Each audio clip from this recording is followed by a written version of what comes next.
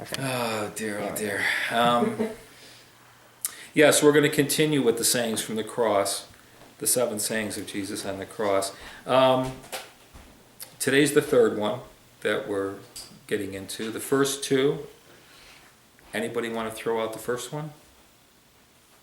And maybe where it's from, if you might remember. If you don't remember, then I've got absolutely no motivation to say anything today if you can't remember. So I'm only kidding. Let's forgive them. Father, forgive them. Excellent. Do you remember? Anybody remember roughly where that was? Maybe not the verse, but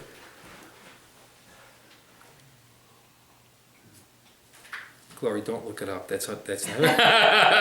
No, I'm only teasing. Yeah, it's in Luke 23.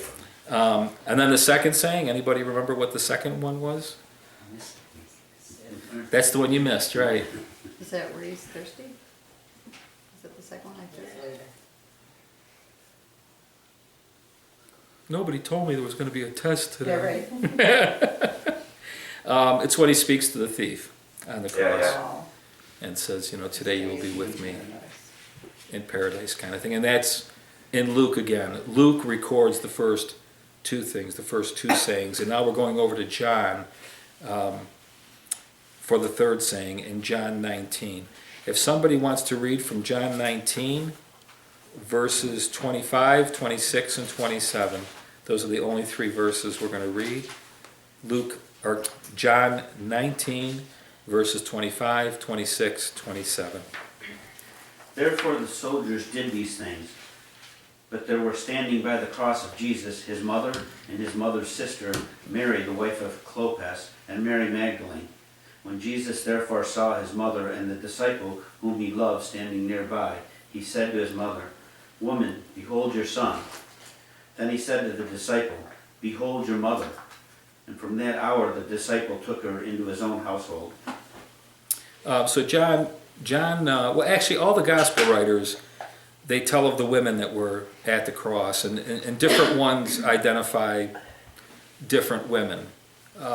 I guess it just depends on who they were kind of like thinking of and remembering. John identifies that his mother was there, 2 of Jesus's aunts, and Mary Magdalene, who we might call like his spiritual sister, the woman he led to himself, led to the Lord. Sounds kind of funny, doesn't it? But again, from the cross we hear Jesus using that word woman when he's talking to his mother. And some of you have heard me talk about it before. I might have even shared a whole message about John's use of the word woman. I'm not going to get into a big long thing this morning, just to throw out that from my perspective, well, I probably should make this clear because I've thrown it out like, oh, there's this code in John. I see like these layers in John of spiritual messages and different things that he, like in the book of Revelation, all the numbers, the 7s and all this kind of stuff. John, he's a mystic and he seems to write in that way. Not that Jesus didn't say these things. I mean, Jesus did say woman. But remember, he's like writing his gospel like 60 years later. And I really do see him every day fellowshipping with the Lord in the Spirit. And the Spirit downloading to him, do you remember when I said this? Do you remember when I said that? Do you remember when? And so by the time he writes his gospel, he's actually picked up on the fact that there was a lot more going on than he realized at the time. He even says in his gospel, doesn't he, a few times, we didn't get it. We didn't know, but until the cross, then all of a sudden we got it, or the resurrection. He says things like that. Which I like because it's sort of like us, isn't it? I really didn't get it. Looking back over my life, I really didn't get it. But now I can see that was Jesus right there. I didn't know it at the time. So it's a bit like that. The word woman, he uses it, he calls his mother woman at the wedding in John 2. And then in John 4, the woman at Samaria, that we never do know her name. And he's talking with her for a while, and finally he speaks the word woman to her in a different context than John 2. And then the woman that was caught in adultery, we never know her name. Jesus just calls her woman. And at the Last Supper, when he's talking about, I know you guys are going to be sorrowful and all that, like a woman who's in labor. So for John, calling his mother, again, a woman at the cross, at the tomb, he turns to Mary and he calls her woman. So for John, there's this use of the word woman that we're going to get into a little bit today, where basically he's picked up on something and passed on to us a very, very rich kind of spiritual message by use of the word woman. As far as the first three sayings, it is kind of cool that the first saying, whether you see him speaking internally, Father, forgive them, or externally vertical, however you want to see that, that's the first saying. And then the second saying, he speaks to those on his right and his left, particularly the man of faith, the repentant thief kind of thing. And so now the third saying is speaking from the cross, beyond the hill itself, from the cross out to his mother and John. So we start to get this feeling of a progression of something is happening from the cross that starts from within, that's vertical, that starts to become horizontal and further to those who are a little bit further away. And it's basically a commissioning, if you would, because he looks at his mother, he looks at John. Behold your son, behold your mother. And there's a type of commissioning that's actually happening there. It's not the kind of commissioning that says go, like he'll say later in Matthew and Mark, and it's not the kind of commissioning that says go anywhere, but it is the kind of commissioning that says be something. And that's what we're going to talk about this morning. He actually establishes the family of God at that point, which I don't think, in fact I know, we haven't really entered into the fullness of what he really meant. The establishing of the family of God, that covenant relationship, if you would. It's kind of interesting because I think the best example I could give, I've just lived. In other words, 2 or 3 weeks ago when Derek called and said that Irene had gone on to be with the Lord, I wrestled for about a week as far as should I go, should I not go. The desire to go was always there. It was just a matter of trying to determine if that was what I was supposed to do. I don't know what words to use. If that was kind of like in what God was doing. And as you know, I went.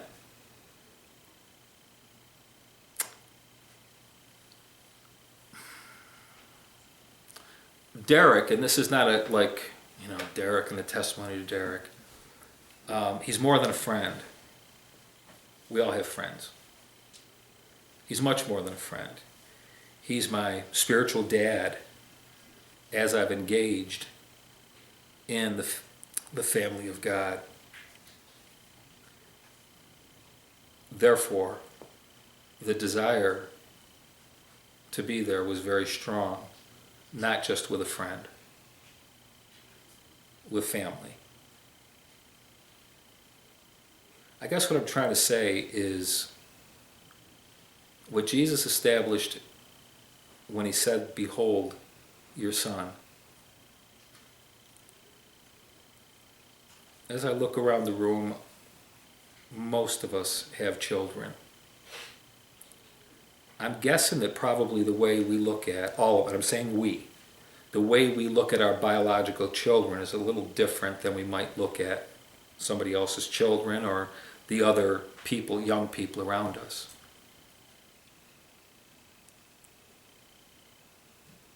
And I believe the commissioning that Jesus was giving us from the cross is that as we look at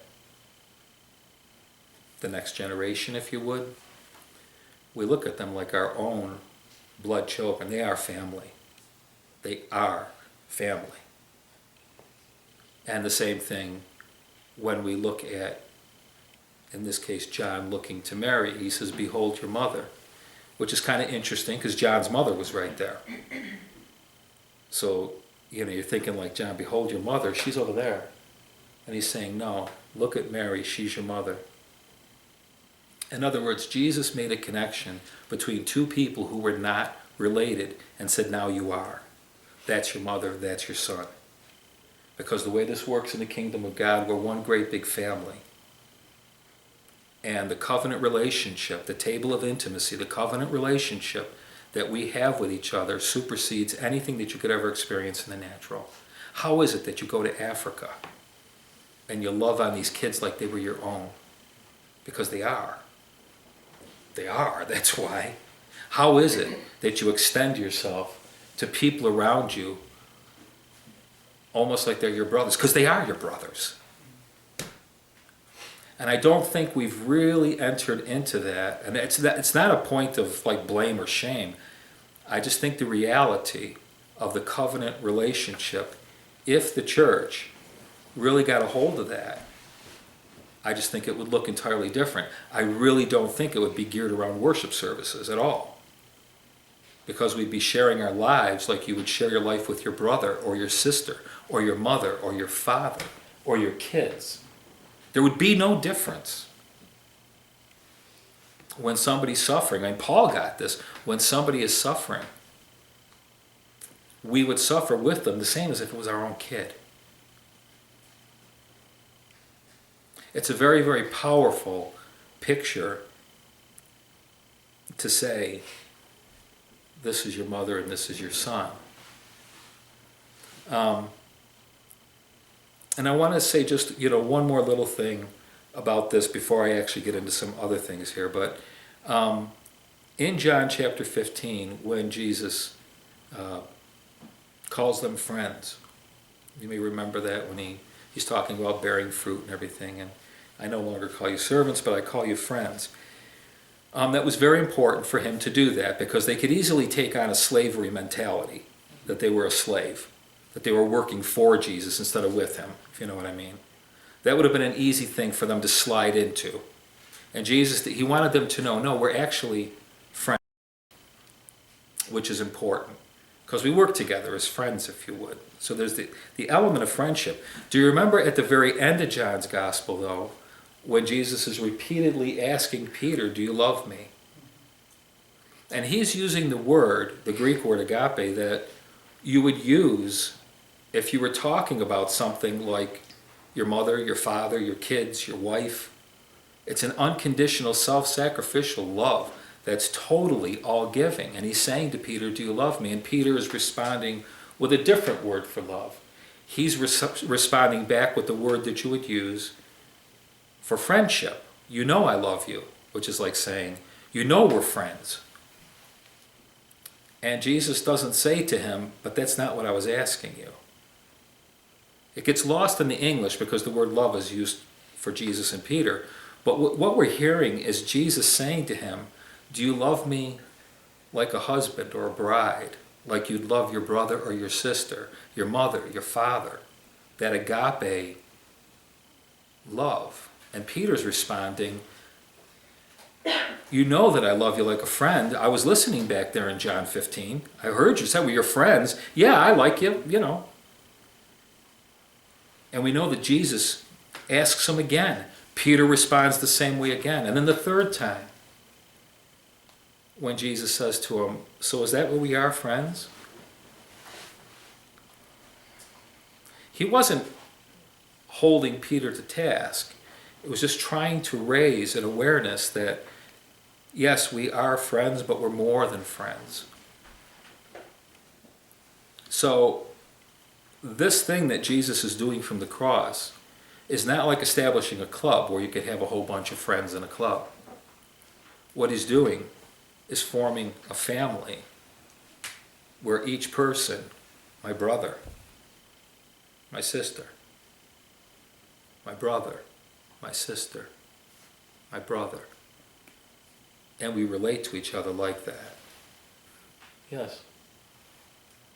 Oh, I'm going to go out. My sister, my brother, In any event, there's various, it's always like this with Jesus. There's so many layers to things that he says, and all of us who read the Word and we listen, what the Spirit is trying to download to us, we catch different things. So I'm not going to say this is, I do believe the most important thing that we see established in this third saying is the family of God. But there's other things that we could pick up on as well. I mean, humanly speaking, this is his mother. And a Jewish boy who leaves, his mother as a widow in Israel wouldn't have been a very good place for a widow to be. It wasn't exactly sensitive to widows. So, and humanly speaking, naturally speaking, culturally speaking, he is providing for his mother. This is your son. This is your mother. Take care of her. Okay? And you, who raised me and took care of me, take care of him like he's your son. There is that kind of element happening. I wouldn't say that that's not happening. But the only other time that we've got it recorded where he calls his mother woman is at the wedding, like I said earlier, at the wedding in John 2, when he transforms water to wine, and he says, my hour has not yet come, but he transforms the water to wine. And now the hour has come, and he's on the cross, and he calls her woman again. You can't help for her to look at it and say, I remember he called me woman in John 2 when he transformed. We're going through a transformation process here. What is this transformation about? And you put the two together, you can't not put them together from John's perspective, that he told us all that at the cross a transformation was going to take place. And there is a transformation taking place. He is turning the water to wine, so to speak. It's happening before their very eyes, but you can't see it in the natural because it's not a natural transformation, it's a spiritual one. It's a spiritual one when we come to the place where we've been brothers a long time because you're my brother-in-law, but somebody who you just met 6 months ago, you kind of like carry that brotherhood. I mean, we say brother, you say it a lot. Brother, you call everybody brother, brother, brother. And that's true. It couldn't be more true. As far as Jesus is going, yes, that's exactly right. That is your brother. That is your sister. You are of the same family. I have transformed the natural into the spiritual.